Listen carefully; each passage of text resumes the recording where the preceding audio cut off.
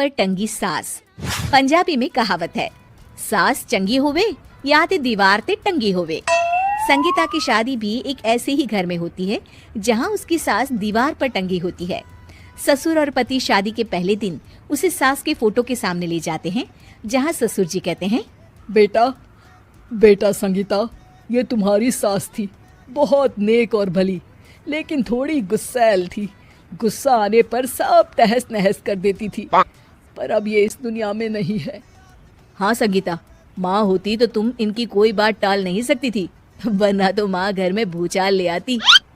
संगीता मन में खुश होती है कि अच्छा है कि ऐसी औरत अब इस घर में नहीं है, लेकिन दिखावे के लिए वो जैसे ही सास की फोटो के सामने हाथ जोड़कर खड़ी होती है, ये क्या?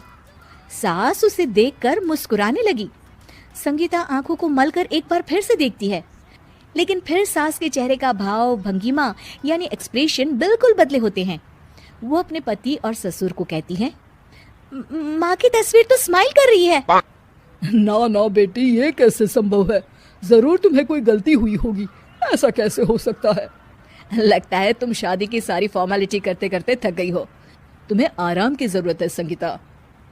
खैर, सारे संगीता की बात को इग्नोर कर कमरे में चले जाते हैं। वैसे सास की फोटो पर एक्सप्रेशन एक के बाद एक बदलते ही रहते हैं।